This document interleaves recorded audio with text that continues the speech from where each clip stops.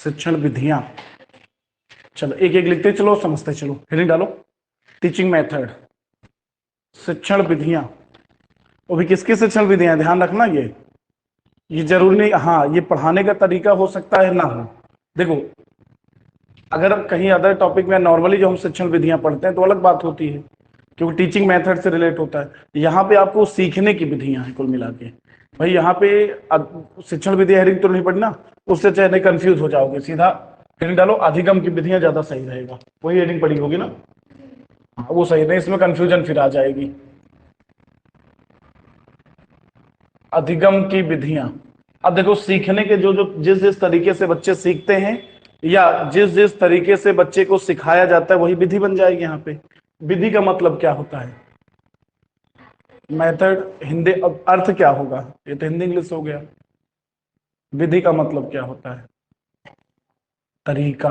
विधि का मतलब क्या होता है, तरीका। तो जिस तरीके से बच्चे सीखते हैं, जिस तरीके से बच्चों को सिखाया जाता है, हालांकि जो टीचिंग मेथड होता है वो भी एक सिखाने का तरीका हो सकता है।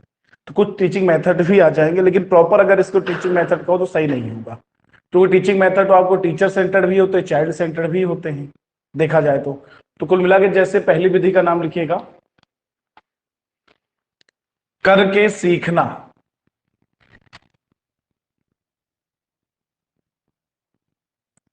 करके सीखना, दिमाग में यही बात रखना कि बच्चा किस किस तरीके से सीखता है या बच्चे को किस किस तरीके से सिखाया जाता है, दोनों चीज मिक्स करके लेके चलेंगे।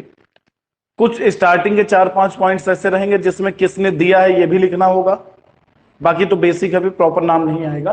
जैसे करके सीखना, ये अगर पूछा जाए ये विधि किसने दिया तो किसका नाम आएगा, करके सीखना ये विधि भी है, एक टीचिंग मेथड भी है, ये किसने दिया है, लर्निंग मेथड भी है ये। करके सीखना बताया है फिलॉसफी में, याद करो कुछ। नहीं जॉन डीवी नहीं, करके सीखना, चलो फिलॉसफी वाली बात ही कर लेते हैं। करके सीखना में आपके दो नाम आते हैं, हाँ एक तो रूसो का नाम आता है, लेकिन यहाँ पे फिलहाल जब कभी हम पेडागोजी से रिलेट करते हैं या नॉर्मली बात करते हैं रूसो का नाम, जब प्रकृतिवादी का नाम पूछे तो अलग बात है, रूसो लगा दिया जाए। और एक नाम बताया है किलपैट्रिक का तुम्हें। दोनों के देखो, दोनों का नाम तो एक ही है लेकिन तरीका बिल्कुल अलग है दोनों का। रूसो किस तरह से सिखाने की बात करते हैं बच्चों को या सीखने की बात करते हैं, खुद सीखेगा, यही तो कहते हैं। रूसो कहते हैं बच्चे को जाने तो बच्चा आग की तरफ जा रहा है, खुद जलेगा खुद सीखेगा। ये इनका सिखाने का कॉन्सेप्ट था। क्या आज की शिक्षा से सही है, नहीं है। तो इस वाले कॉन्सेप्ट से हमें यहां लेना देना नहीं है। किलपैट्रिक महोदय ने क्या कहा है, किलपैट्रिक के गुरु थे जॉन डीवी। में भी ये पता है जब सेकंड इसके पहले वाला पीजीटी वाला पेपर हुआ था, इसके पहले वाला पीजीटी वाला, तो उससे इससे नहीं प्रोजेक्ट मेथड पूछा हुआ था। प्रोजेक्ट मेथड में भी किलपैट्रिक नहीं दिया है, लेकिन किलपैट्रिक नहीं होते तो जॉन डीवी लगाया जाता है, और दोनों आते हैं तो किलपैट्रिक ही लगाया जाता है। पिछले बार वाला पीजीटी का पेपर था उसमें एक क्वेश्चन आया, दोनों रख दिया था ऑप्शन में। पीजीटी के पेपर में आप नेट की तैयारी कर रहे हो, आप देखिएगा, मतलब इसके अलावा आपको 2-4-10% कहते हैं एक्स्ट्रा पढ़ना पड़े नहीं, सब यही सेम टू सेम है। लेकिन पीजीटी एजुकेशन में होता क्या है, सीटें बहुत कम आती है। पिछले बार तो हमने फॉर्म भी डाला, इस बार हमने डाला ही नहीं है। पिछले बार तो फॉर्म भी डाला था, इस बार डाला ही नहीं है। यहाँ तक कि जो सुपर टेट की बच्चा तैयारी करता है वो भी 125 में से समझ लो, पीजीटी एजुकेशन की बात करें 125 में से 80-90 बहुत आराम से कराता है, जो केवल सुपर टेट की तैयारी करता है। जो सुपर टेट वाला सिलेबस है हमारा वाला पोर्शन, शिक्षण विधि, जीवन को टीचिंग मेथड, शिक्षण कौशल टीचिंग स्किल, लाइफ स्किल और चाइल्ड साइकोलॉजी से मिला के, जबकि बहुत कम है वहां पे। नेट का मतलब तुम्हारा फिर बताया ना, नेट की तैयारी का मतलब लगभग थोड़ा प्लस माइनस होता है, तुम्हारे जितने भी एजुकेशन जहां भी आ रहा तैयारी पूरी होती है, थोड़ा सा एक सिलेबस कुछ इधर उधर होता है। चलिए, तो यहाँ पे किलपैट्रिक महोदय का क्या कहना, किलपैट्रिक के गुरु थे जॉन डीवी। किलपैट्रिक के गुरु थे जॉन डीवी। जब करके सीखना पूछे किलपैट्रिक ना हो तो जॉन डीवी लगा सकते हो।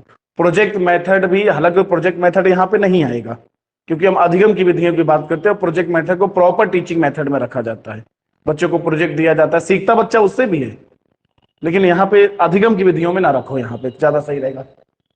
तो इस करके सीखने का मतलब किलपैट्रिक ने क्या बताया है? हाँ, जो बच्चा प्रैक्टिकल करके सीखता है ना भाई, इन दोनों को नाम देखा जाए तो ये जॉन डीवी को जनक माना जाता है किसका? प्रयोजनवाद का। जॉन डीवी को जनक किसका माना जाता है? प्रयोजनवाद का। प्रयोजनवाद का दूसरा नाम होता है प्रयोगवाद। एक ऐसा दर्शन जो पूर्णतया वैज्ञानिकता की बात करता है, प्रॉपर एक्सपेरिमेंट की बात करता है। यहां तक तो ये कहता है कि क्लास भी ऐसी हो जहां बच्चा एक्सपेरिमेंट करे, क्लास को भी प्रयोगशाला मानते हैं ये लोग। और इसका मतलब यहां करके सीखने का मतलब क्या होगा? प्रयोग करके सीखना। ये लिखाने की जरूरत तो नहीं है, दिया किसने है? किलपैट्रिक ने। करके सीखना, करके सीखना। अब देखो, अभी हम लोगों ने फिलॉसफी पढ़ा नहीं, लेकिन कुछ चीजें तो पता चल गई ना, आदर्शवाद, प्रकृतिवाद, प्रयोजनवाद, यथार्थवाद, बेसिक चीजें तो हमें क्लियर है पहले से ही, और डिस्कशन भी हम लोग पहले कर चुके हैं बेसिक। इसीलिए एक दिन साइकोलॉजी, एक दिन रिसर्च भी डिस्कशन अब हो गया है। अब रिसर्च भी जब शुरू करेंगे तो पहले तो इंडेक्स बन जाएगा रिसर्च का पूरा, क्या क्या पढ़ना है, और फिर टॉपिक वाइज शुरू कर देंगे। अभी तक आज जो मिसलेनियस कराना था थोड़ा थोड़ा करा दिया, बहुत ज्यादा तो नहीं कराया अभी रिसर्च में, क्योंकि रिसर्च में भाई अभी तो हिस्टोरिकल रिसर्च ही हम लोग कर पाए हैं। इसी तरह एक दिन एक्सपेरिमेंटल लग जाता है, एक दिन आपका जो है डिस्क्रिप्टिव में लग जाता है उसके बाद। तो अभी क्या करेंगे, अब रिसर्च में जैसे जैसे पढ़ाना है वो बता देंगे और उसी तरीके से पढ़ते चलेंगे। चलो आगे बढ़ते हैं। अच्छा, एक यहीं पे डिफिनीशन भी आ जाती है, अगर पूछा जाए, अभी लिखना नहीं, इसी के अंतर्गत लिखेंगे। हम करके सीखते हैं, हम करके सीखते हैं, ये किसने कहा है? हम करके सीखते हैं, ये किसने कहा है ना? ये डिफिनीशन है। करके सीखना विधि कहीं भी आए, नो डाउट किलपैट्रिक लगाना है। हाँ, वो अलग बात है किलपैट्रिक ना होते जॉन डीवी, या इनमें से तीनों में से एक ये दिया हो तो फिर यही लगाना पड़ेगा, या प्रकृतिवाद से रिलेट कर दे, जो प्रकृतिवादी कौन है जिन्होंने करके सीखने विधि दी, अलग, तब रूसो का नाम आएगा। ये ध्यान रखना है भाई, प्रकृतिवाद का जनक ही तो माना जाता है रूसो को। हाँ, इसके अलावा हम करके सीखते हैं, देखो दो नाम ध्यान रखना है, एक डॉक्टर मेस का नाम याद रखना है, डॉक्टर मेस, और एक नाम याद रखना है सिम्पसन का। अभी तक ये एक बार क्वेश्चन यूपी टेट में पूछ लिया था, और इसका सही उत्तर डॉक्टर मेस होता है। 2000 यूपी टेट में पूछा गया क्वेश्चन है, लेकिन आयोग ने उत्तर क्या माना था? सिम्पसन। लेकिन भले हम लोग यूपी भाई तैयारी कर रहे हैं, नेट की तैयारी कर रहे हैं, प्रॉपर यूपी की एग्जाम की तैयारी नहीं कर रहे, जो सही है वो सही डॉक्टर मेस ही है। लेकिन कई बार जानते हो कुछ आयोग वाइज कुछ क्वेश्चन ऐसे होते हैं, आयोग क्या मानता है उसमें निर्भर होता है। हर एग्जाम में एक पैटर्न होता है, जैसे यूपी के एग्जाम यूपीपीएससी कर रहे हो, या अधीनस्थ के यूपी ट्रिपल एस सी कर रहे हो, कुछ क्वेश्चंस ऐसे होते हैं, मतलब खास करके प्रॉपर जो सब्जेक्ट जीएस से रिलेट होते हैं, जैसे इसको हम जीएस से रिलेट कर देंगे, जीएस तो नहीं है लेकिन रिलेट कर सकते हैं। तो इनमें कुछ चीजें ऐसी होती है, आयोग क्या मानता है वो माने लगता है, लेकिन सेंट्रल लेवल पे तुम्हें क्या याद रखना है? डॉक्टर मेसी याद रखना है, ना हो तो सिंपशन। तो ये डिफिनेशन किसकी है? Doctor mess. ये एक नहीं, तुम्हें 10 किताबें अच्छे पढ़ोगे सब डॉक्टर मेस ही मिलेगा तुम्हें। डॉक्टर मेस के अनुसार हम करके सीखते हैं।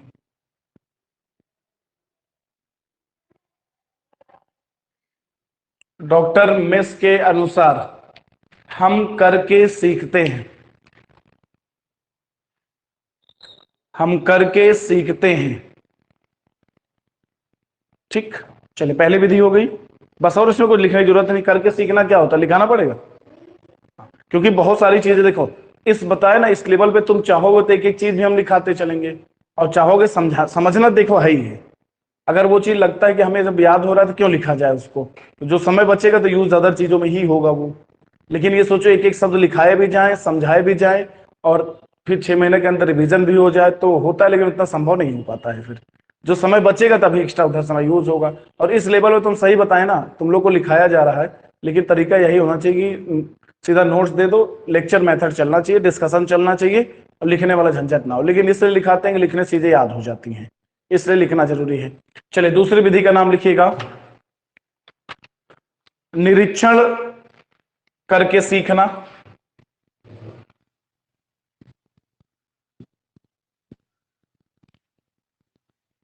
निरीक्षण करके सीखना, निरीक्षण का मतलब यहां पे होगा ऑब्जर्वेशन, लर्निंग बाय ऑब्जर्वेशन। निरीक्षण करके सीखना का निरीक्षण का मतलब क्या होगा? ऑब्जर्वेशन। ये किसने दिया है?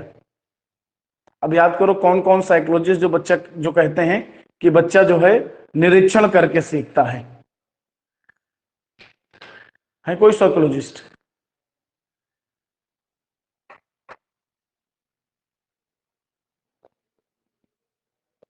बंडूरा भी निरीक्षण की बात करते हैं, लिखना नहीं भैया। बंडूरा के सिद्धांत पढ़ा है? अब देखो, अभी आगे चलकर इसी चैप्टर में हम लोग को बंडूरा का सिद्धांत पढ़ना है। इसी चैप्टर में बंडूरा का सिद्धांत हमें आगे चलकर पढ़ना है। लेकिन बंडूरा में जो सीखने की बात हुई है वो टोटली जो है वो अनुकरण के माध्यम से होती है। मतलब किसी चीज को देखकर कॉपी करना। और ऑब्जर्वेशन का मतलब ये थोड़ी हो जाएगा, जब बंडूरा के सिद्धांत से जोड़ते हैं उनके भी अवलोकन सिद्धांत कहा जाता है, सिद्धांत कहा जाता है। यहाँ निरीक्षण करने का मतलब ऑब्जर्वेशन, चीजों को समझ कर। हाँ हाँ, बंडूरा गेस्टाल्टवादी ही तो हैं, बंडूरा महोदय गेस्टाल्टवादी ही हैं। तो अगर निरीक्षण करके सीखना किसने, तो गेस्टाल्टवादियों का ही नाम आता है। लेकिन वो जब सिद्धांत की बात करते हैं तब उनका सिद्धांत है ना, विधि नहीं, सिद्धांत है। और यहां हम लोग किसकी बात कर, विधि की बात। और ये विधि किसने दिया? वाटसन ने। वाटसन, लेकिन निरीक्षण करके सीखना वाटसन। वाटसन के नाम से क्या याद आया? चलिए बताइए जल्दी से, पढ़ाया था ना। क्या क्या वाटसन के बारे में पता है?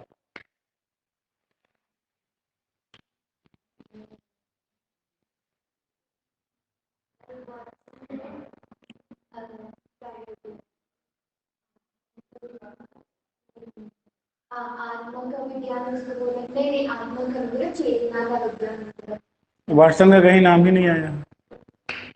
वाटसन आता है तो कहाँ? व्यवहारवाद, व्यवहार का अध्ययन है, व्यवहार का विज्ञान। याद है वाटसन? व्यवहारवाद संप्रदाय की स्थापना वाटसन ने किया था 1913 में। कहाँ किया था? अमेरिका में किया था। संरचनावाद नहीं, व्यवहारवाद ही है इनका। संरचनावाद तो विलियम वुंट का है, प्रकारवाद विलियम जेम्स का है, व्यवहारवाद वाटसन का है। तुम मुझे एक बालक दे दो, मैं उसे कुछ भी बना सकता हूँ, डॉक्टर, इंजीनियर, चोर, वकील।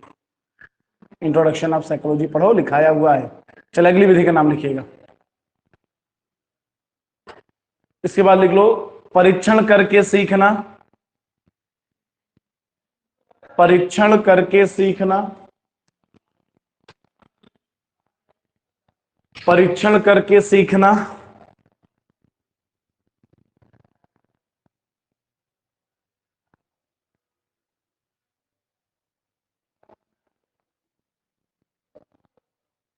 परीक्षण करके सीखना, ये किसने दिया है? कोशिश करो, रिलेट करो थोड़ा सा। परीक्षण करके सीखना, टेस्ट किसने किया सबसे पहले मनोविज्ञान में? सबसे पहले मनोविज्ञान में प्रयोग किसने किया? William Wundt. मतलब क्या निकलेगा कि बच्चा खुद परीक्षण करे और सीखे। देखो, करके सीखने में खुद ही करेगा, इसमें भी खुद करे, बस ये शब्दावलियों का अंतर हो जाता है। चलिए अगली विधि का नाम लिखिएगा, अनुकरण करके सीखना। अनुकरण करके सीखना,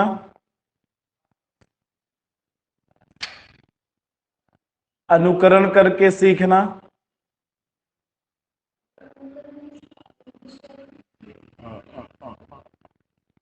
इंग्लिश ध्यान तो नहीं आ रही है, कुछ शब्द अगर बता दिमाग में आ रहे हैं, उससे तो समझने के लिए कॉपी करना बोलते, लेकिन इंग्लिश कुछ और अलग होती है। हम बता देंगे तुम्हें, आज भी रहने दो। दिमाग में आ नहीं रही, बहुत अच्छी इंग्लिश थी समझने के लिए, तो अभी तो कॉपी करना लिख सकती हो तुम, लेकिन इंग्लिश है अलग।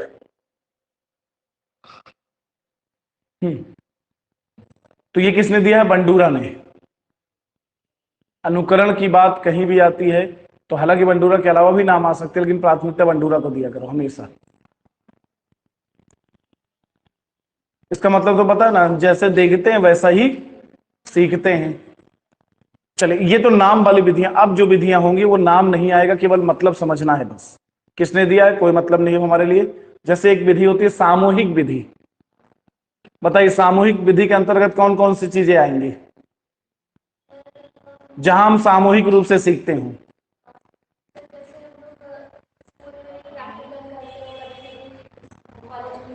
अगर प्रैक्टिकल की बात करो तो परीक्षण में चला जाएगा सीधा, यहाँ ले आने की जरूरत ही नहीं है।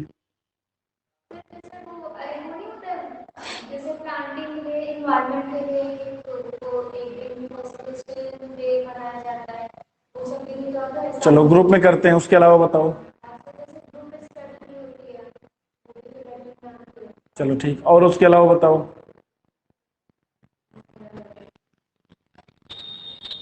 इसी के अंतर्गत सेमिनार आएगा,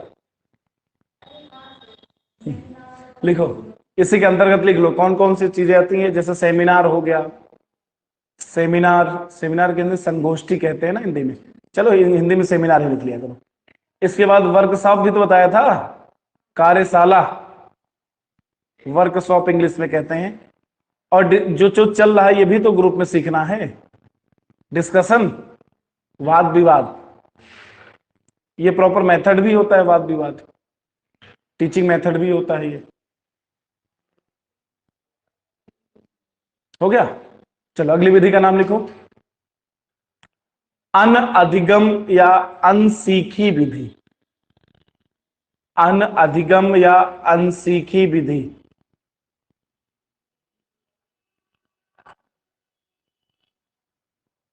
अनअधिगम या अनसीखी विधि।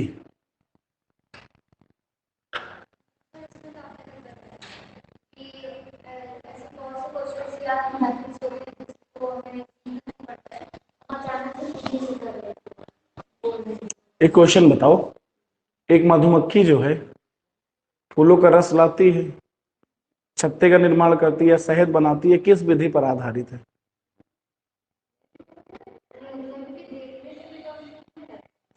देखने से भी सीखने लगते हैं। प्रॉपर जब देखने फोकस किया जाए तो ऑब्जर्वेशन भी हो सकता है वो, लेकिन यहाँ पे इनके ऑब्जर्वेशन, ये मधुमक्खी वाला जो एग्जाम्पल है वो अनधिगम का ही है। लेकिन इसका मतलब यदि लिखना है, नहीं समझ में आप क्या लिखोगे, बिना सीखे किसी समस्या का समाधान करना। जरूरत है, लिख लो, बिना सीखे किसी समस्या का समाधान करना। ये मधुमक्खी वाला जब प्रैक्टिस करोगे तो एग्जाम्पल मिलेगा, तो मतलब प्रैक्टिस में है ये क्वेश्चन। बिना सीखे किसी समस्या का समाधान करना, बिना सीखे किसी समस्या का समाधान करना। अब बोलो।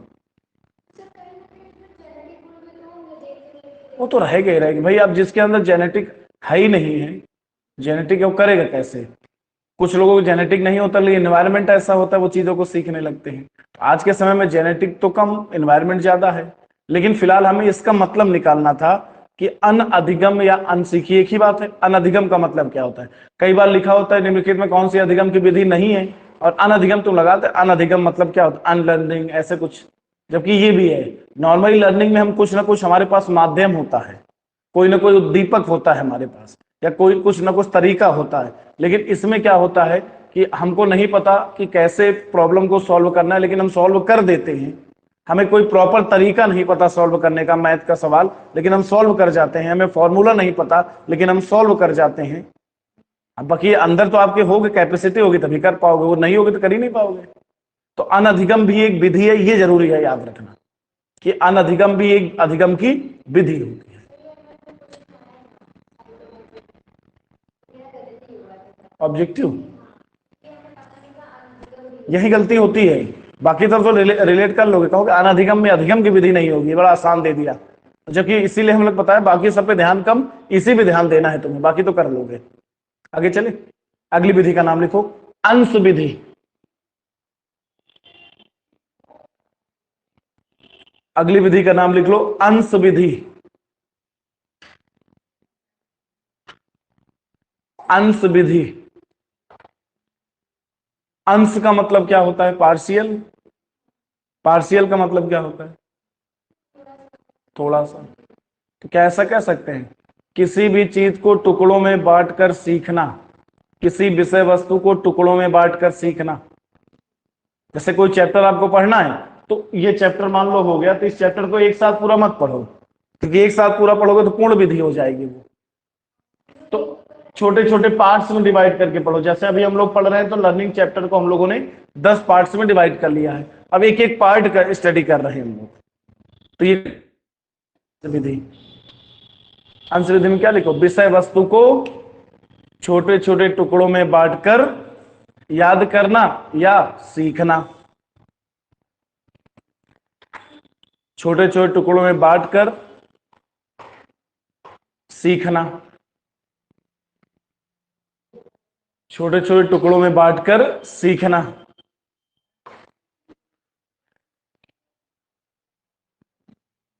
चलो अगली विधि का नाम लिखो। इसके अपोजिट पूर्ण विधि। पूर्ण विधि। पूर्ण विधि का मतलब अपोजिट है इसके। संपूर्ण पाठ को एक बार में, संपूर्ण विषय वस्तु को एक बार में, कंप्लीट की बात कर रहे हैं हम लोग। इसमें जरूरत ही नाम से क्लियर हो जा रहा है। एक और विधि लिखूं, अंतराल विधि, इंटरवेल।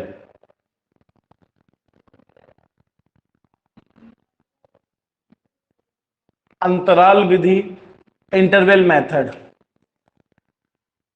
अंतराल विधि यानी इंटरवेल मेथड। अंतराल विधि में क्या करते हैं? सर इसमें ये कर सकते हैं, जैसे मान लिया कि आपको नोट 4-5 घंटे बनाने हैं लगातार, तो आपने बीच में आधे घंटे का गैप लिया और भी टॉपिक बनाने हैं, कोई भी टॉपिक बनाना है, तो आपने इसमें आधे घंटे का ब्रेक भी दिया तो ब्रेक में अंतराल भी। एक काम करो, इसको स्टूडेंट से रिलेट कर लो, टीचर को साइड कर दो। अब बताओ। सर जैसे हम लोग ग्रुप स्टडी कर रहे हैं तो उन्हें दिमाग में सिंगल स्टडी करो, ग्रुप स्टडी भी छोड़ दो। तो मान लिया आज हमने सोच लिया कि हमको 6 घंटे पढ़ाई करनी है, हाँ।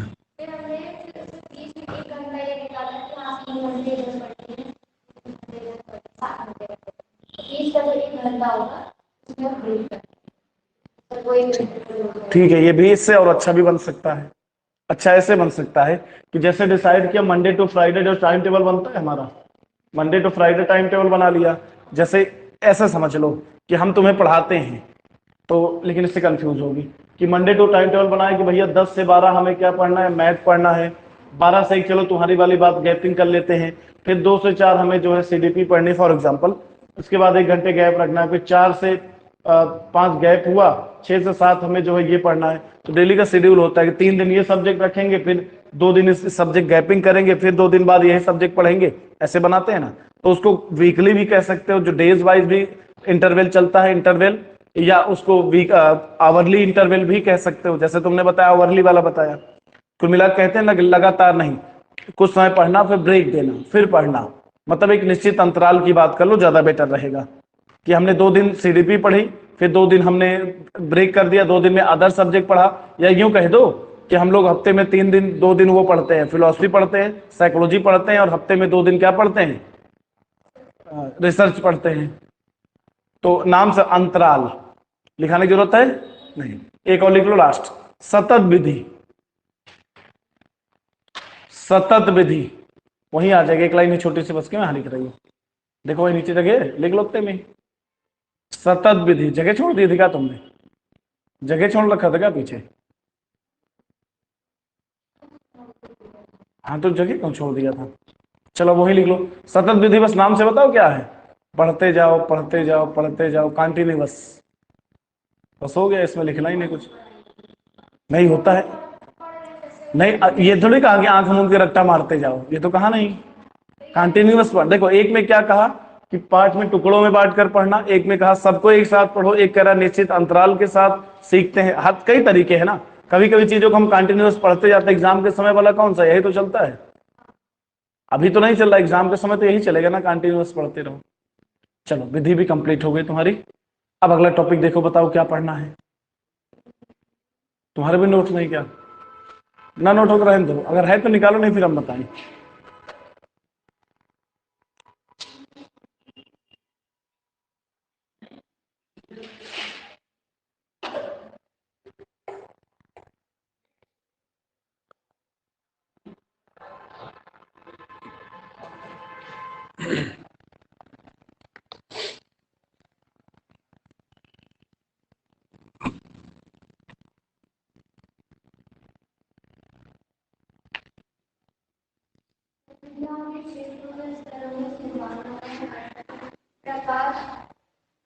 और कुछ छूट रहा है उससे पहले देखो, कुछ छूट तो नहीं रहा?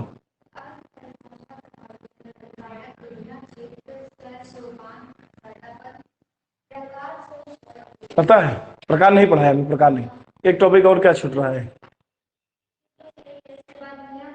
फिर? अधिगम की विशेषताएं छूट गई हैं। देखो हाँ, इतना लिखाने के बाद भी एक टॉपिक छूट गया था। चलो हेडिंग डालो, अधिगम की विशेषताएं। 5-6 पॉइंट्स हैं, इसके बारे में डिस्कस कर लेते हैं। अधिगम की विशेषताएं।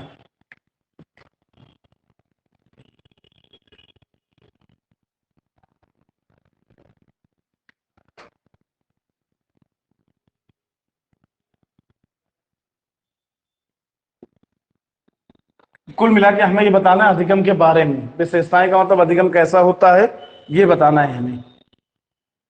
अधिगम की विशेषताएं।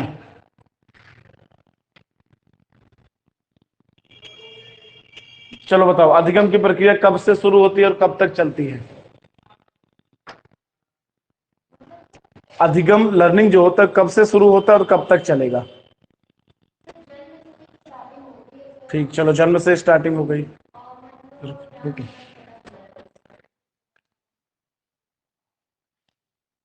जी का मतलब ग्रोथ हो गया, लिखना नहीं। जी का मतलब क्या हुआ? ग्रोथ। डी का मतलब क्या हो गया? डेवलपमेंट। ये लिखा है, आगे पढ़ाना है। एल का मतलब क्या हो गया? लर्निंग। एम का मतलब हो गया मैच्योरेशन। लिखना नहीं, ये लिखना नहीं, बस ऐसे समझा रहे, नहीं बनाने लगे उसको।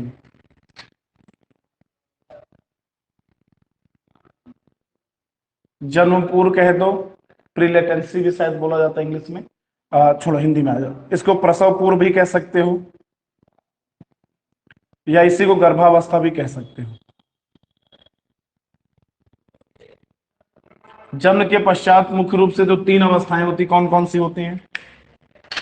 जन्म के पश्चात 3 अवस्थाएं कौन कौन सी? एक तो शैशवावस्था हो जाएगी,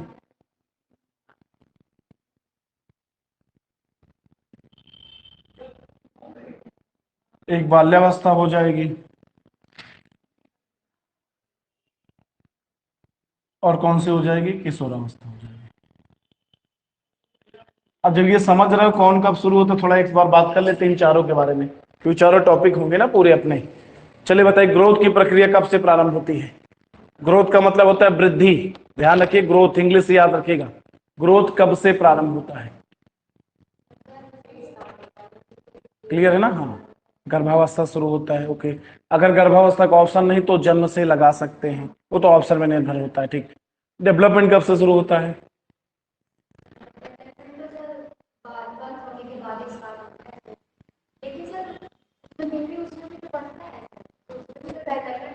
वो भी गर्भावस्था शुरू होता है। ग्रोथ एंड डेवलपमेंट दोनों गर्भावस्था शुरू होते हैं। मैच्योरेशन,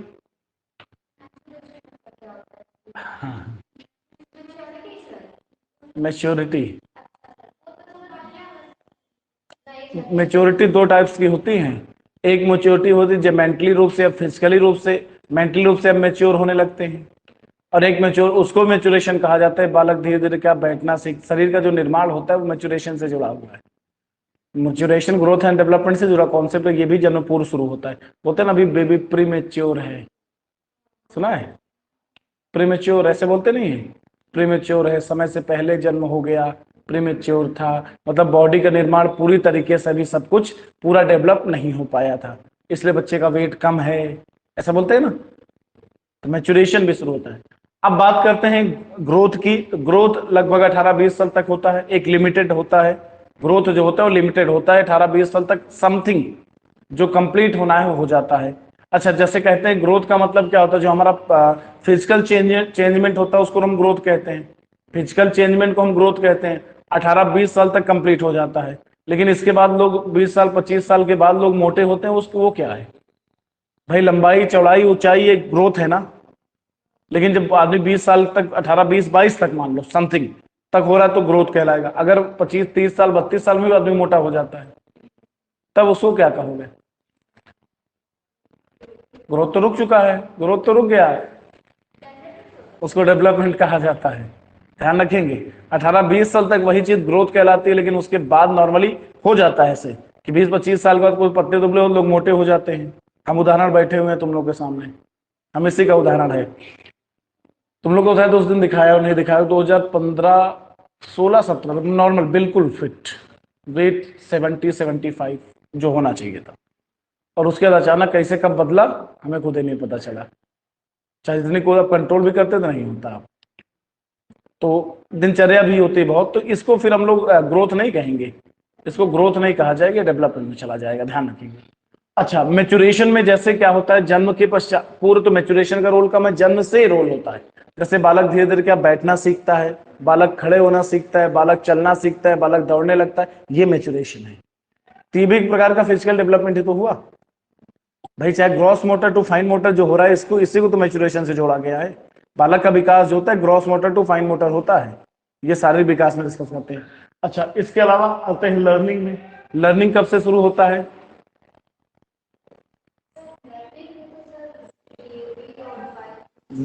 जन्म से। लर्निंग कभी जन्म पूर्व मत आ जाना, लर्निंग कभी जन्म पूर्व नहीं होता है, ध्यान रखेंगे। तो अधिगम की प्रक्रिया जन्म से प्रारंभ होती है। अब बताओ कि ग्रोथ तो एक लिमिटेड समय तक हुआ, जीवन पर्यंत तो नहीं चलेगा। डेवलपमेंट कब तक चलेगा? जब तक हो, जब तक हो। अब कब तक हो? इसका मतलब इस आधार पे कह सकते हैं कि जो डेवलपमेंट होता है वो अनिश्चित होता है। यही तो बेस है। कुछ आधार ऐसे हैं जिस आधार पे हम कह सकते हैं निश्चित भी होता है, कुछ आधार ऐसे भी हैं। चलिए, इसके बाद मेचुरेशन भी 18-20 साल तक कंप्लीट हो जाता है। मेचुरेशन में जब वो कहते हैं ना किशोरावस्था का मतलब है गो टू मेच्योरिटी, किशोरावस्था का मतलब है तब मैच्योरेशन की ओर बढ़ना। 18-20 साल के बाद पूरी तरह से मैच्योर माना जाता है, तभी उस समय शादी की एज भी डिसाइड हो जाती है। लड़कियों को 18 साल, लड़कों की 21 साल, हालांकि होती नहीं जल्दी है, रेयर। हाँ, वो 21 वाला भी है। अभी फाइनली तो हमें लगता है संवैधानिक रूप से, लिखित रूप से नहीं हो, लेकिन हो जाएगा मान लो। 21 साल में सिर्फ 25 करना चाहिए था, होती कहाँ 21 साल में होती है? तुम्हें लगता है? जो बहुत रेयर में आजकल केस ये मिलता हो, जो पढ़ना लिख रहे हो या ना करो तो घर वाले 21 साल 20 साल में कर देते हैं, अलग बात है, मेच्योर हो जाती है। लेकिन पता है अभी बहुत सारी चीजें, जब ग्रोथ एंड डेवलपमेंट पढ़ेंगे, हेरिडेटरी एनवायरनमेंट पढ़ेंगे, तो हेरिडेटरी एनवायरनमेंट तो पूरा बायो वाली चीजें हैं उसमें। जैसे कहा जाता है कि लड़की जो होती है वो 18 साल में शादी तो कर सकते हैं, लेकिन बच्चे के जन्म के लिए, वो गर्भ धारण करने के लिए वो मेच्योर नहीं होती उस समय। जन्म जो है, बेबी का जन्म 21 साल के बाद ही सही तरीके से होता है। वो अलग बातें हो जाता है, लेकिन मां बनने के लिए 21 साल कम से कम, तभी गवर्नमेंट भी कह रही। अच्छा, 3 साल का अंतर क्यों है 18 साल 21 साल लड़के और लड़कियों में? 3 साल का अंतर क्यों है? सोचने वाली बात नहीं, सब है। दोनों के मैच्योर, उसमें जो फिजिकल डेवलपमेंट में होता है 3 साल का। लड़कियों का जो डेवलपमेंट, शारीरिक विकास शुरू होता है 10 वर्ष से लगभग शुरू हो जाता है, और लड़कों का जो शुरू होता है वो लगभग मतलब सेक्सुअली आधार पे या अन्य आधार पे, लड़कियों का पहले शुरू हो जाता है, लड़कों से 10 साल से ही शुरुआत हो जाती है, लड़कों की 13 साल से होती है समथिंग। इसीलिए लड़कियां 18 साल मेच्योर होती है और लड़के 21 साल में मेच्योर होते हैं, फिजिकली रूप से या सेक्सुअली रूप से पूरी तरह। ये मेन है इसका कॉन्सेप्ट। हम लोग ऐसे कह देते हैं लड़के बड़े होने चाहिए, ऐसा कुछ नहीं है, वो समाज का नियम है। यहाँ पे बताया ना, सीडीपी में कई चीजें बायो वाली भी हैं, बहुत सारी चीजें हैं। चलो, तो लर्निंग की प्रक्रिया कब से शुरू होती है? जन्म से। और कब तक चलेगी? पहली विशेषता लिखिएगा। जरा फैन चला दो, मच्छर नहीं लगे, तुम्हारा खून मीठा होगा इसलिए मच्छर लग रहे हैं।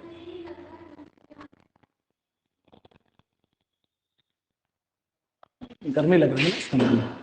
चलो लिखो, पहला पॉइंट, अधिगम की प्रक्रिया। अधिगम की प्रक्रिया जन्म से प्रारंभ होती है।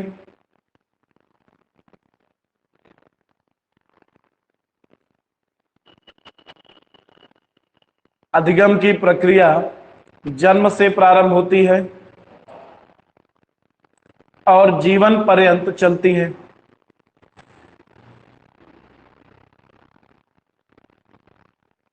अधिगम की प्रक्रिया जन्म से प्रारंभ होती है और जीवन पर्यंत चलती है।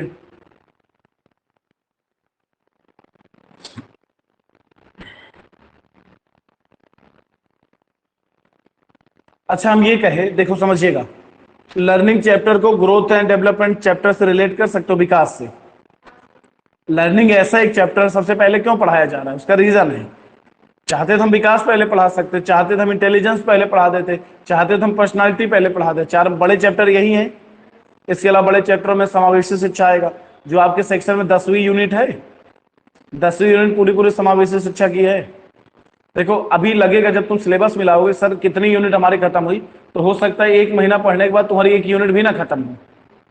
उसका रीजन है क्योंकि तुम्हारे यूनिट में एक एक हर यूनिट में सब्जेक्ट है, लेकिन बताया कि 2-3 महीना जब पढ़ोगे उसके बाद 2-3 महीने बाद देखोगे तो 3 यूनिट नहीं 5-6 यूनिट तुम्हारी एक साथ खत्म हो जाएगी। बताया था उस दिन कि कुछ चीजें तीसरी यूनिट, चौथी यूनिट, 5वीं यूनिट में कॉमन कॉमन है। अभी जरूर लगेगा कि नहीं खत्म हो रहा, लेकिन जिस दिन खत्म होना शुरू होगा उस दिन फिर एक नहीं 3-3 एक साथ खत्म होंगे। भाई रिसर्च वाला हम लोगों ने शुरू कर दिया है, 3 महीना समय तो जाएगा ही कम से कम, 3 महीना समय इसमें जाएगा कम से कम, लेकिन इन 3 महीने में ये खत्म होने के बाद इसका रिवीजन करते रहो, बाकी 2 महीने बचे तो खत्म हो ही जाएगा। फोकस 3 ही सब्जेक्ट में हमें करना है। करने का मतलब लिख के पढ़ना है, बाकी तो हम नोट्स पहले ही बोल दिया है। History of education, guidance counselling, teacher education, management, छोटे छोटे एजुकेशन टेक्नोलॉजी, कुछ पोर्शन उसमें आईसीटी वाला भी हो जो फर्स्ट पेपर में भी काम करेगा। चलो, तो क्या हम ऐसा कह सकते हैं अधिगम एक विकास है, कह सकते हैं या नहीं? भाई अब कैसा विकास हो, संज्ञानात्मक भी हो सकता है, भावात्मक भी हो सकता है, क्योंकि अधिगम के 3 क्षेत्र बताए थे, संज्ञानात्मक, भावात्मक, क्रियात्मक। दूसरी विशेषता लिखिएगा, अधिगम एक विकास है,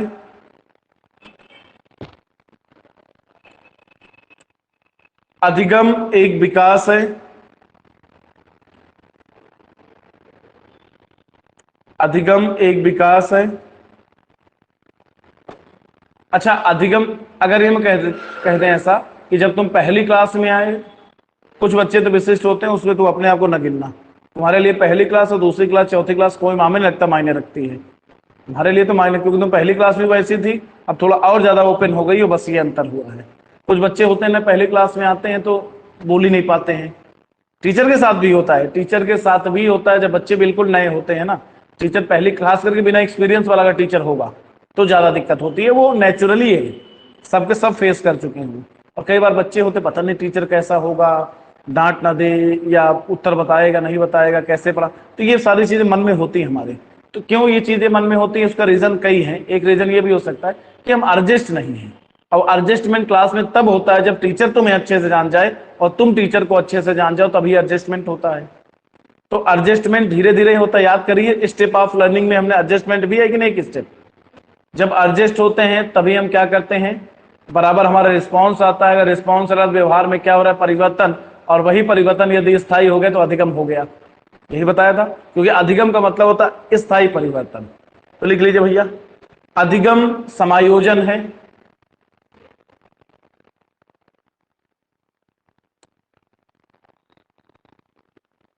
अधिगम समायोजन है। अच्छा अधिगम का यानी सीखने का, अधिगम का मतलब क्या होता है, सीखने का। कोई उद्देश्य होता है, उद्देश्य होता है, लक्ष्य भी होता है।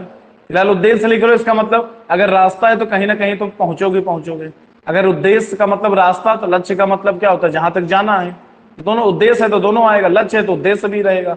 लिख लो, अधिगम एक उद्देश्य निर्देशित क्रिया है, अधिगम एक उद्देश्य निर्देशित क्रिया है, अधिगम एक उद्देश्य निर्देशित क्रिया है, अधिगम एक उद्देश्य निर्देशित क्रिया है। नेक्स्ट, अधिगम, अधिगम वातावरण के परिणाम स्वरूप होता है, अधिगम, अधिगम वातावरण के परिणाम स्वरूप होता है,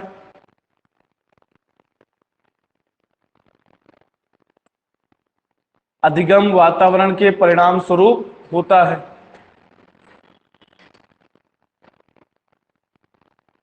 अच्छा कहते हैं अधिगम जो होता है वो तुम्हारे व्यवहार से प्रभावित होता है। भाई हम अधिगम के बारे में तो पढ़े, अधिगम ऐसा होता है, अधिगम ऐसा होता है, अब शुरू होता है यहां तक चलता है, इससे प्रभावित होता है, इससे नहीं, यही तो पढ़ना है। विशेषता का मतलब तो उसके बारे में ही तो पढ़ रहे हैं। लिख लो भैया एक पॉइंट और, अधिगम व्यक्ति के आचरण को प्रभावित करता है, अधिगम व्यक्ति के आचरण को प्रभावित करता है,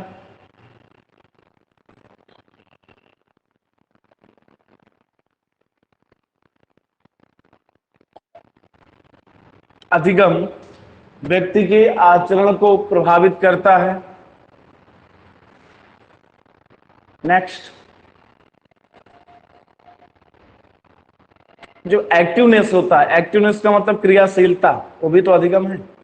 लिख लो, अधिगम एक क्रियाशीलता है। क्योंकि हम पॉजिटिव वाले पॉइंट से लेके चल रहे हैं, नेगेटिव पॉइंट नहीं पढ़ना इसमें। विशेषता में पॉजिटिव ही लेके चलते हैं। विशेषता या गुण एक ही बात तो होती, ना डिमेरिट्स नहीं पढ़ रहे, इसके दोष पढ़ लो या जो विशेषता ना हो। अधिगम एक क्रियाशीलता है।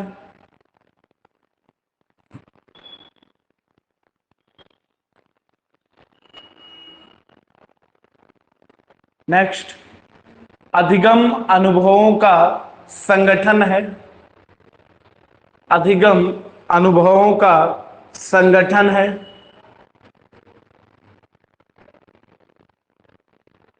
अधिगम अनुभवों का संगठन है। बस किया जाए। अधिगम में मतलब विशेषता बहुत है। अब इससे क्या होगा, देखो ये तो केवल एक हिंट है, बाकी तो बताया ना कि सारी चीजें हम लिख के नहीं याद कर सकते हैं।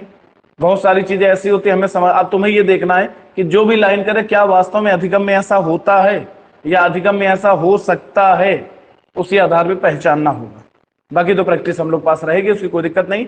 आ जाइए अगले टॉपिक पे, अधिगम के प्रकार। चलो हेडिंग डालो,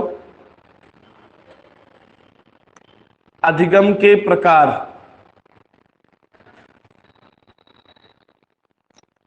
अधिगम के प्रकार।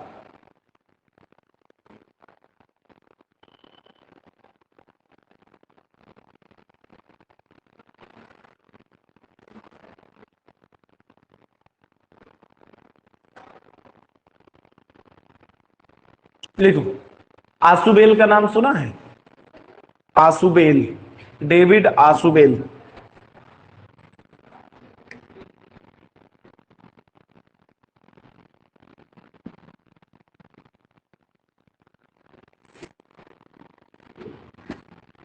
बहुत ज्यादा केवल देखा जाए तो एक आध जगह नाम, बहुत ज्यादा नाम इनका आता नहीं। अधिगम के जब प्रकार आता है तो इन्हीं का नाम आता है। डेविड आसुबेल ने अधिगम के 4 प्रकार बताए हैं। लिखिए लाइन, पूरा नाम है डेविड आसुबेल। डेविड आसुबेल ने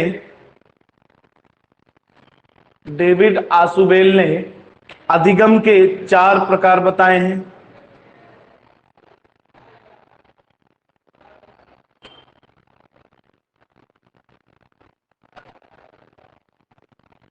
डेविड आसुबेल ने अधिगम के 4 प्रकार बताए हैं।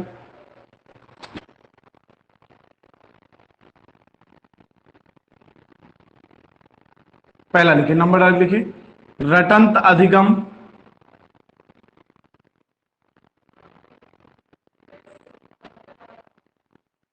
रटंत का मतलब क्या होगा?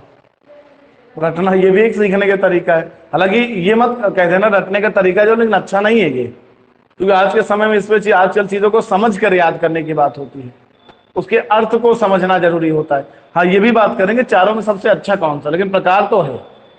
मतलब इन्होंने कहा, आशुबेल ने कहा कि बच्चा, एक तरीका ये होता है, बच्चे चीजों को रट कर सीखता है, और रटते हैं छोटी क्लासों में तो यही होता है फिलहाल, जब तक हमारे अंदर अंडरस्टैंडिंग ढंग से नहीं आती है। और देखा जाए तो हमें लगता है क्लास 8 तक ज्यादातर यही चलता है ना, जबकि क्लास 8 में देखा जाए तो लगभग बच्चा आमूल चिंतन करने लगता है, अकॉर्डिंग टू जीन पियाजे। भाई 8 क्लास का तो 8 और 5 13, मिनिमम 13 साल का तो होगा ही होगा, ज्यादा भी हो सकता है, 12-13 साल एज होगी। और 11 साल के बच्चा जो होता है वो अपना आमूल चिंतन करने लगता है, फॉर्मल ऑपरेशनल स्टेज वाला। 11 वर्ष के बाद ही तो बोला, 11 से 15, 11 के बाद रटंत अधिगम। दूसरा लिखिएगा, अभिग्रहण अधिगम।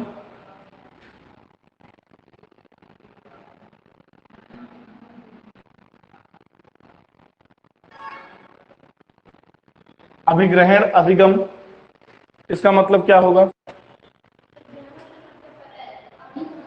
वही है, रिसीव करना। चाहे इतना भी लिख लो तब भी सही है, अब भी सही है ये। अरे मोटिवेशन पढ़ते हो, चाहे अभिप्रेरणा कह दो चाहे प्रेरणा कह दो, एक ही बात तो होती है। चाहे रुचि कह दो चाहे अभिरुचि कह दो, एक ही बात तो होती है। चाहे अभिप्रेरक कह दो चाहे प्रेरक कह दो, एक ही बात तो होती है। तो अभिग्रहण वो यूज किया जाता है, इसका मतलब होता है रिसीव करना। चीजों को हम जैसे क्या करते हैं, जैसे किसी से सुना हमने, हम बोल रहे हैं, अब उस चीज को तुम सुन रहे हो ध्यान से, उस चीज को क्या करते, रिसीव करते हो, वैसा ही फिर करते हो। ये भी बहुत अच्छा तो नहीं, लेकिन ऐसे हम चीजों को जब तक रिसीव नहीं करेंगे सीखेंगे क्या। बंडूरा का सिद्धांत भी कहीं ना कहीं मॉडलिंग जो वाला सिद्धांत पढ़ते हैं, उसमें बालक जैसे ऑब्जर्वेशन, एक प्रकार का ऑब्जर्वेशन, लेकिन रिसीव करना। इसके बाद लिखिएगा सार्थक अधिगम, इसकी इंग्लिश जरूर लिख लेना। अभी देखो इंग्लिश बताएंगे, सबसे लगेगा कि आसान हो जाएगा। मीनिंगफुल लर्निंग, सार्थक अधिगम को कहते हैं मीनिंगफुल लर्निंग। हिंदी में अर्थपूर्ण अधिगम इसी को कहा जाता है, मीनिंगफुल लर्निंग। या दूसरी हिंदी लिखना चाहो तो लिख सकते हो अर्थपूर्ण अधिगम। मीनिंगफुल लर्निंग, अर्थपूर्ण अधिगम, अर्थपूर्ण अधिगम। ठीक, एक और लिख लो लास्ट, अन्वेषणात्मक अधिगम। अन्वेषण, अन्वेषण, अन्वेषण का मतलब होता है खोज करना। अन्वेषणात्मक अधिगम, अन्वेषणात्मक अधिगम। अन्वेषण का मतलब होता है खोज करना। अब देखो दिमाग लगाओ, सबसे अच्छा कौन सा है इसमें। दो में फंसोगे, दो में फंसोगे 100%। अब तुम्हें क्या लग रहा है, थर्ड और फोर्थ में किसे दिया, अपने हिसाब सोचोगे तो गड़बड़ भी कर सकते हो। क्लास 1 to 8 के बच्चों के हिसाब से सोचो, क्योंकि हम भी जो भी चीजें अभी पढ़ रहे हैं, अच्छा जितने भी सीडीपी हम लोग पढ़ते हैं, ऐसा नहीं कि वो 10th तक हो सकती है, मैक्सिमम 12th तक भी ले जा सकते हो नो डाउट, लेकिन ज्यादातर चीजें क्लास 1 to 5 या 6 to 8 के लिए पढ़ी जाती हैं।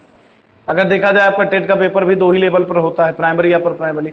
फिलहाल यहाँ पे हम प्राइमरी, अपर प्राइमरी और हायर भी लेके चलेंगे, क्योंकि हम हायर में जा रहे हैं, वहां भी तो हमें ये चीज पढ़ाना सीखना है। सीखना क्या है, हायर में तो हमें सब्जेक्ट पढ़ाना है, सब्जेक्ट ही पढ़ाना पड़ेगा हायर में।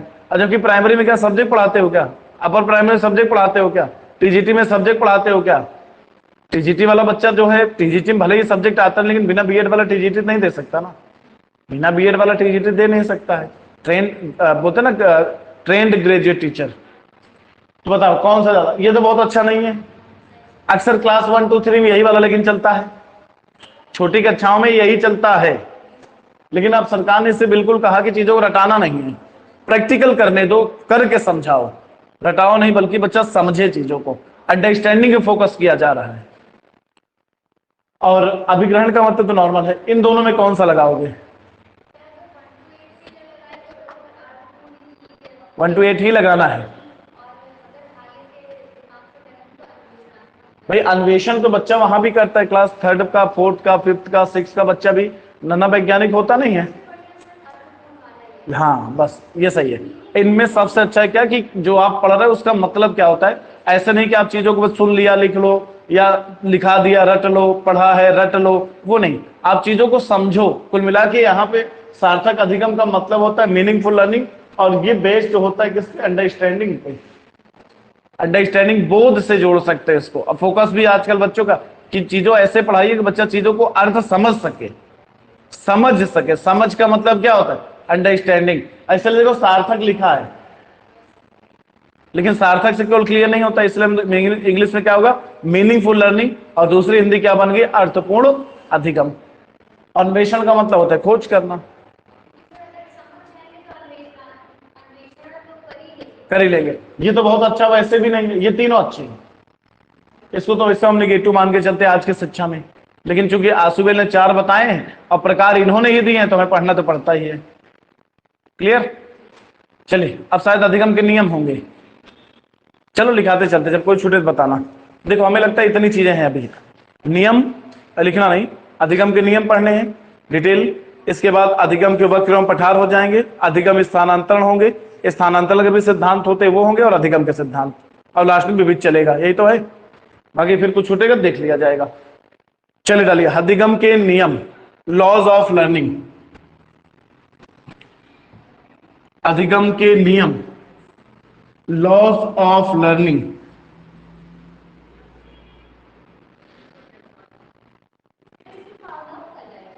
हाँ थॉर्नडाइक ने,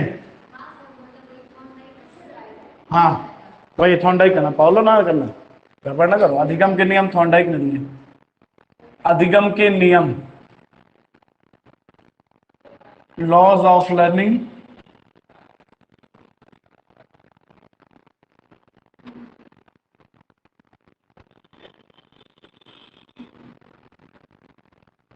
लॉज ऑफ लर्निंग, अधिगम के नियम, थॉर्नडाइक। कितने नियम बताएं कुल कुल मिला के टोटल? बस हमने तो 8 पढ़े हैं, तुम कह रहे 3 बताएं, हमने 8 पढ़े हैं। पूरा पढ़ना है इसमें, तुमने पढ़ा ही नहीं पूरा। और जितना पढ़ा करो उतना बच्चों को बढ़ान मत देना, ध्यान रखना। हाँ इस बात को ध्यान रख लो, जितना पढ़ना सब बच्चों को उतना ना पढ़ा के आ देना अपने पास ज्ञान। वैसे तो कहते हैं ज्ञान बांटने से बढ़ता है, नो डाउट, लेकिन कहीं भी समझ भी जरूरी होती है ना। एक प्रकार की सलाह है, बाकी तुम्हारी इच्छा है।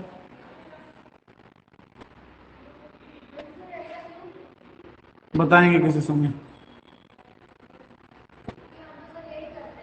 इसलिए तुमको बता दिया। हाँ जितना सब ना दो कभी भी, क्योंकि वहां पे पढ़ा रहे हो तुम, बीएड पढ़ा रहे, जितना बीएड में बीएड पढ़ाती हो ना, बीएड वाले पढ़ाते हो शायद, जितनी जरूरत उतना दे, और कहे उनको दे रहे हैं जितने। देखो हम लोग जब यही यूपी टेट लेवल पढ़ाते हैं तो लेवल कम हो ज्यादा कम होता है, जब वही थोड़ा सा सुपर टेट में जाते हैं थोड़ा लेवल और बढ़ा लेते हैं। नेट में गए, नेट में तो ऐसे कुछ नहीं छोड़ना है, लेकिन इस नेट में बहुत कुछ होता है जो तुम्हें नहीं पढ़ाया जाता है, ऐसा नहीं कि इसमें नहीं है मोस्टली चीजें, लेकिन ये है कि जितनी चीजें हैं लगभग पढ़ा देते हैं, 1-2% छोड़ते हैं बस, मोस्टली पढ़ा देते हैं। तो नेट में कोई भरोसा नहीं कहाँ से किस लेवल क्वेश्चन आ जाए। लेकिन तुम्हें पता है कि बीएड में क्या होता है, थ्योरेटिकल बेस्ड होता है, वहाँ का आपको इतना ज्यादा ज्ञान देने की जरूरत ही नहीं, जितने बच्चा पास हो जाए उतना दे दो बस। वहाँ पे वहाँ वही सो बच्चा लास्ट में देखो इजी नोट्स पढ़ के ही पेपर देगा, सच्चाई है, आप कितना पढ़ाओ लास्ट में उनको इजी नोट्स चाहिए इतना कर लो। मतलब कुछ जैसे हम अपनी बात बताए, हमने इजी नोट्स ना तो लिया जरूर था, इजी नोट्स मतलब अदर अदर राइट आता है, एमएड में बी एमएड में तो सहारा चलती है, एमएड में और कुछ मिलती नहीं, एमएड में सहारा मिलती है। इजी नोट्स वगैरह एमएड के नहीं आते हैं, क्योंकि लिमिटेड बच्चे होते हैं तो इजी नोट्स वाला छापते ही नहीं उसको, सहारा चलती है, इलाहाबाद चलती है। तो उसको इसलिए लिया था कि बस देख ले प्रीवियस ईयर क्या क्या क्वेश्चन आए थे। कंटेंट बिल्कुल नहीं, एक भी कंटेंट नहीं यूज किया, एक दिन भी उसको, बल्कि उसको क्वेश्चन देखा है। और करते क्या थे, एग्जाम के समय जैसे क्वेश्चन उसका लिख लिया, क्वेश्चन देख लिया, ये क्वेश्चन आ रहे मोस्टली ऐसा चल रहा है, ये चल रहा है, निकाल लिया। हर चैप्टर से 3-3 लॉन्ग क्वेश्चन निकाल लिया बस, हर चैप्टर से 3। और उस 3 लॉन्ग पढ़ा तो है ये सब, उस 3 लॉन्ग क्वेश्चन में हमें क्या क्या लिखना है उसका पूरा एक प्रकार का स्ट्रक्चर बना, रूपरेखा बना डाली। अब बाकी पढ़ा तो है ये सब पहले से, बाकी तो जो अपने क्लास नोट्स थे, जो अपने नेट वाले नोट्स थे, ये सब पढ़ते रहते थे, इसी हिसाब से आके लिखते थे। अब समझ लो 3 घंटे का पेपर होता था, 3 घंटे में 10 मिनट पहले हम कॉपी हमारी लिख जाती थी, दो कॉपी हमारी भर जाती 3 घंटे 10 मिनट पहले। इसलिए 2 कॉपी जल्दी भर जाती थी, हम ग्राफिकल कुछ चीजें ग्राफ बनाते। ग्राफिकल का मतलब जैसे ये अब नियम पढ़ा रहे हैं, मान लो अधिक थॉर्नडाइक के बारे में पूछ लिया मान लो, तो ये पूरा एक पेज में तो आधे पेज से जाते इसका ये स्ट्रक्चर चला जाएगा, तो इसलिए हमारा 10 मिनट पहले 2 कॉपी भर जाती थी। हर पेपर में फिक्स था इतना ही लिखना है हमें, किसी में एक पेज कम ज्यादा हो जाता था, 2 कॉपी, और 10 मिनट पहले लिख के बैठे रहते, देखते थे क्लास में कौन क्या कर रहा है बस। कई बार लोग सोचते थे या तो भाई बहुत ज्यादा लिखने का मतलब, जब हम ग्राफ बना के आए तीसरी कॉपी मिल सकती थी उस समय, अब तो नहीं मिलती है कॉपी, अब एक ही कॉपी है, उसी में सब कुछ करो। लेकिन अब क्वेश्चन भी घटा दिए गया, समय भी घटा दिया गया है। तो कई बार बच्चे ये सोचते थे क्लास में पढ़ा रहे हैं कर क्या रहे हैं, मतलब सॉरी 10 मिनट पहले पेपर कर लिया, इसका मतलब या तो आता ही नहीं है तो फिर पूरा लिख गया है। हर पेपर का, बीएड का भी यही नियम था, एमएड का भी, केवल बीएड में पहला पेपर था जिसमें समय नहीं मिला था फिलॉसफी में, तो स्पीड कम थी। और उस समय क्या था, पहला पेपर हुआ था, डर भी था, तो थोड़ा डर की वजह से स्पीड कम हो जाती है। तो पहला पेपर जब अच्छा हो जाता है, जब पहला पेपर दिया और टेंशन फ्री, पहला पेपर में टेंशन होती है, पहला पेपर देगा और टेंशन फ्री हो जाते हैं, वही चीज एमएड में था। हालांकि एमएड में से टेंशन कम थी, फिलोसफी साइकोलॉजी सब बीएड का पढ़ा हुआ था, एमएड में भी क्लासेस पूरी की हुई थी, एमएड में भी पूरा पढ़ा था, कोई टेंशन थी नहीं। लेकिन 10 मिनट पहले लिख जाते तो 10 मिनट पहले चीजों को ठीक करते थे, कहाँ पे अंडरलाइन करनी है, कहाँ पे इनवर्टेड काम है, ये तो देखते रहते कौन क्या कर रहा है और यही करते। हर पेपर में 10 मिनट रिकॉर्ड था। यहाँ अभी एमए के पेपर थे, इसमें 10 मिनट पहले लिख के बैठ जाते थे, यहाँ तो 15-20 मिनट पहले कॉपी भी जमा हो जाती है। हाँ तो देखो अधिगम के थॉर्नडाइक ने कुल दो नियमों को दो भागों में बांटा है। तुम तीन जो पढ़ा है वो कौन कौन से पढ़े हैं तुमने? ये मुख्य नियम है। गौड़ नियम कौन बताएगा? मुख्य नियम है, गौड़ नियम कौन बताएगा? रुक जाओ अभी देखो, एक तो इन्होंने प्राथमिक नियम दिए हैं। प्राथमिक नियम इसका मतलब भी समझना होगा अभी। प्राथमिक नियम को ही मुख्य नियम कहा जाता है। इसके बाद इन्होंने दिया है द्वितीयक नियम। द्वितीयक नियम को ही गौड़ भी कहा जाता है, यानी primary and secondary, primary laws and secondary laws. प्राथमिक को ही मुख्य नियम कहा जाता है, द्वितीयक को गौड़ नियम कहा जाता है। प्राथमिक नियम इन्होंने कुल 3 प्रकार के बताए हैं और गौड़ नियम जो होते हैं वो 5 होते हैं। प्राथमिक नियम 3 होते हैं, गौड़ 5, इसलिए टोटल कुल कितने हो गए? 3 + 5 8। इसमें कौन कौन सा आता है बोलो? ये तो पढ़ा हुआ है ना। तत्परता का नियम, दूसरा प्रभाव का नियम, रुको, अभ्यास, अभ्यास का नियम, थर्ड प्रभाव का नियम।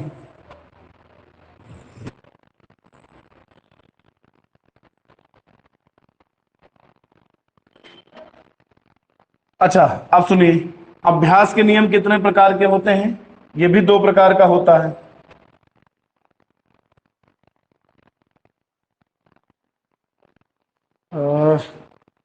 जब हम किसी चीज का अभ्यास कभी कभी करते हैं उसको क्या कहा जाता है? हाँ ठीक, याद आ गया। उपयोग का नियम,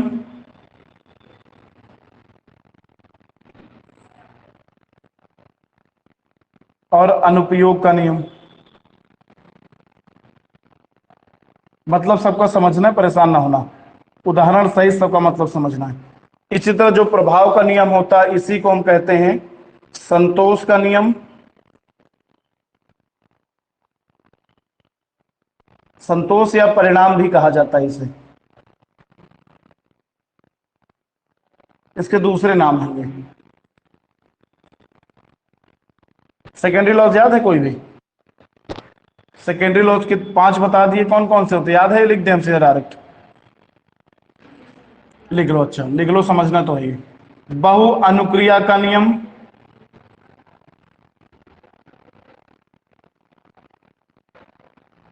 दूसरा आंशिक क्रिया का नियम,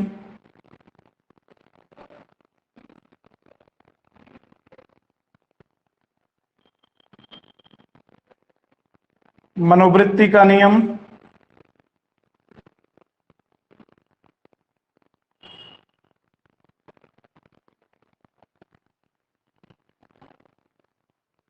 सादृश्यता का नियम,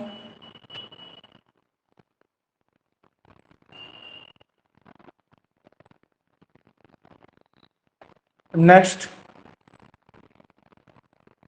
सहचर या रूपांतरण का नियम।